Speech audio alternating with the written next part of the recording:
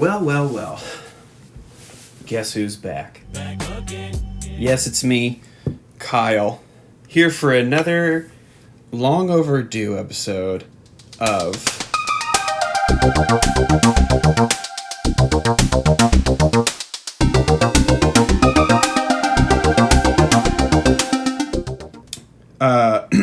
Anyway, so we're back, and you can see that I'm in a different room. It's really lovely, and I really like it, and there's a lot of light in here. So anyway, that's why I'm in a new room. I don't owe you an explanation.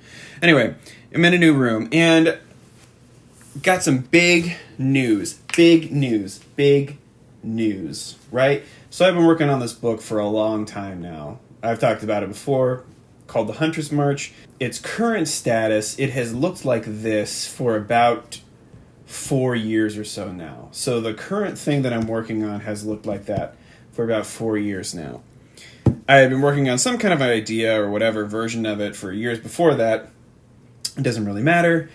But it's been something that I've been slowly chipping away at for a long time. And as I was going about it and really taking it seriously and trying to look into, okay, I'm about halfway through the second draft. Might be good to start getting people to read it. Might be good to start actually getting some feedback on it and maybe trying to see if I can get an agent and all that kind of stuff. I started to do some research and everything and came to the biggest news about this book that I could possibly tell you right now. And that is that I'm throwing it away. Gone. Trash. Garbage. It's nothing. That's not entirely true. I'm not throwing it away. I'm putting it in a drawer indefinitely, and I don't know if I'm ever going to come back to it. Is that sad? Devastatingly so. Yes, absolutely. However, there's good reason for it, and I've started a new book, which is coming out of me much faster. It sounds so weird. I've started a new book, which is forming itself way faster and much more coherently than my last project, and I'm way more excited about this than I was Hunter's March, and there's a lot of reasons why I chose to go in this direction, and I want to talk about why I did that and what's driving me and all that kind of stuff. So I was working on my book and chipping away at it, and I was given the advice, and I knew that it was true anyway, and it was kind of like homework that I wasn't doing, and I was looking at my work, and I was thinking, there's something up with it. What should I be doing? What should I be doing? What should I be doing? And I knew what it was, and I'd been told what it was, but I wasn't doing it, and I decided that 2020 was going to take it seriously. What is it? Reading! I needed to be reading. I had to be reading more. I wasn't reading very much, right? And that's just the truth. I can't shy away from that. I haven't been reading very much in the past few years. And I could say, well, it doesn't matter, I've been trained in writing, so I don't need... No, that's ridiculous. I had to be reading. And so, okay, these are all the books that kind of exist next to my bedside table for one reason or another.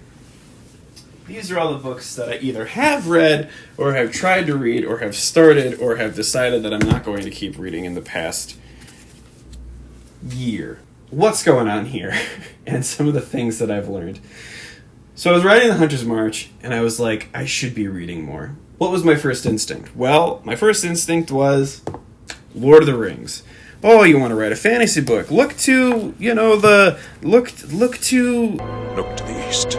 Look to the fantasy Bible.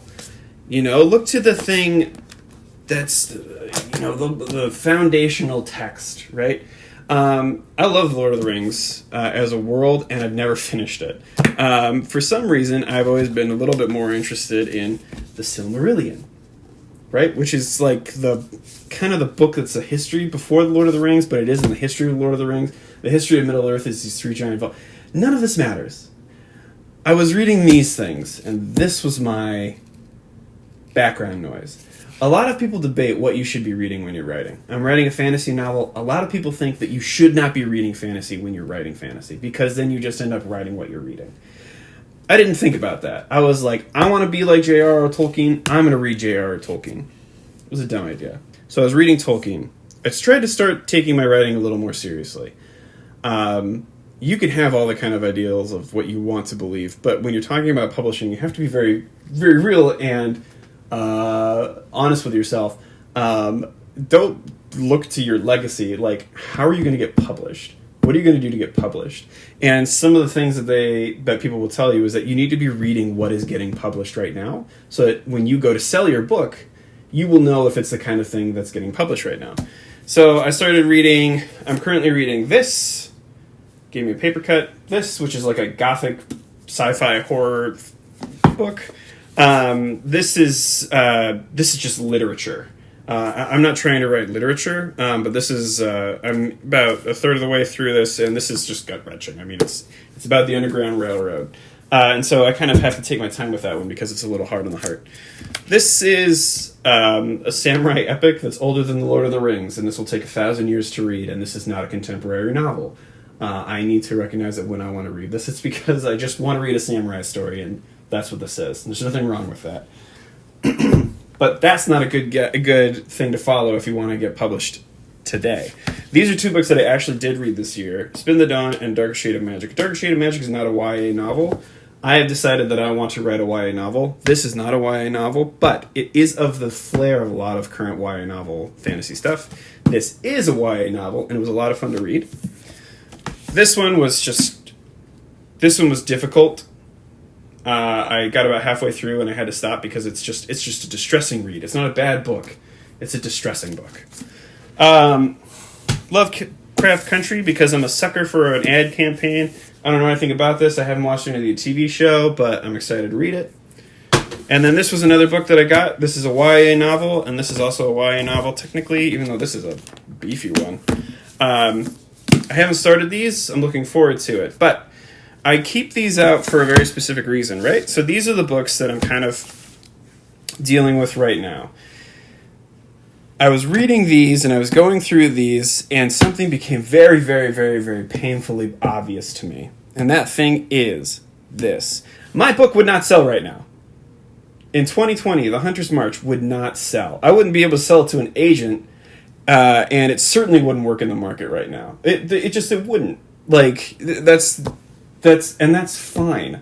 I had to be honest with myself about that. My book was like a big, long story about a city coming to grips with its own, like, the sins of its own past. And it was like a weird epic that was like, it wasn't even an epic, it was like a political struggle between two classes of people in one fantasy city, and it, like, skipped around between 5 different characters. It was all about, like, voting and, political pressure and all that kind of thing. That's fine. I'm fine with that. That's still a good story. It's still a good story. I still believe in it. It's not gonna sell today.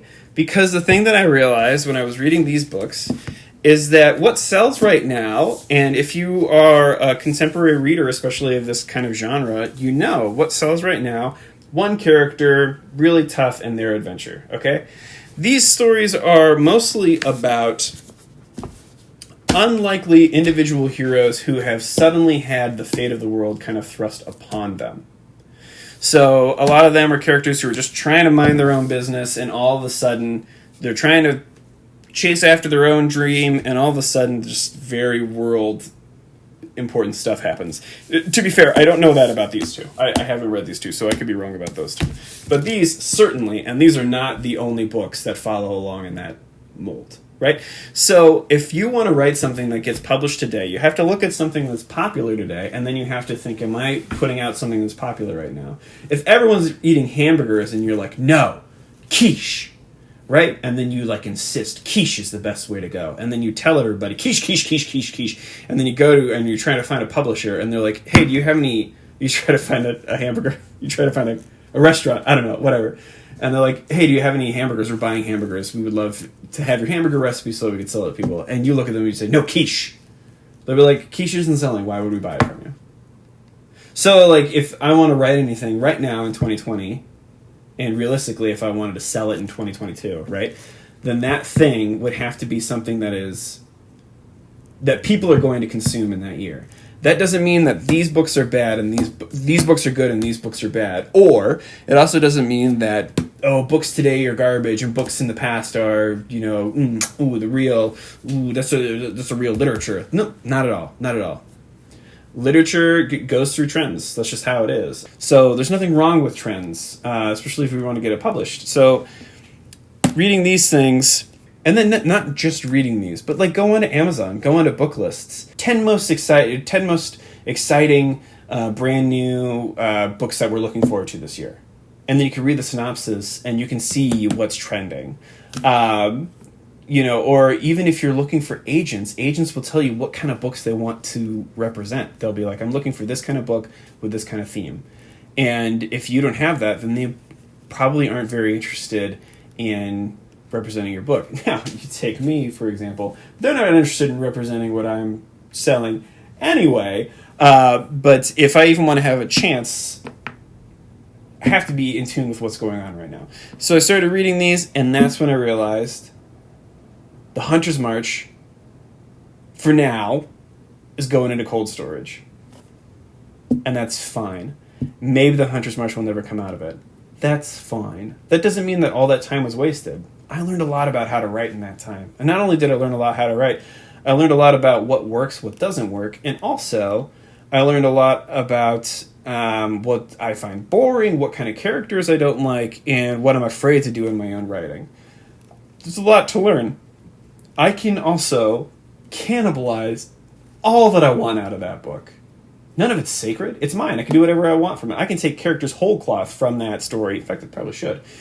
I can just pick them up and put them in my new project because they're both mine. And no one's ever going to read that one, right? So just steal whatever I want. So that's where I'm at right now. That's what I've come to. The Hunter's March, right now, is on indefinite hiatus. The new book, The Mercenary Princess, working title, I'm very excited about, and it's really rushing out of me. And I say working title because apparently there's another book called The Mercenary Princess, which is an erotic spy novel, I guess. So that's some fun competition. But I'll come up with another title. Probably. Anyway, that's been that. And, hey, stay good looking. Right? I insist. If you enjoyed this, leave a like or whatever. Subscribe. And if you are watching this and you're not my mother, let me know. Let me know. Because right now I know she's going to watch it. But I don't know who else. And I'd love to find out. Leave a like. Leave a comment. Do whatever. All right. I should probably do some writing. Talk to you later.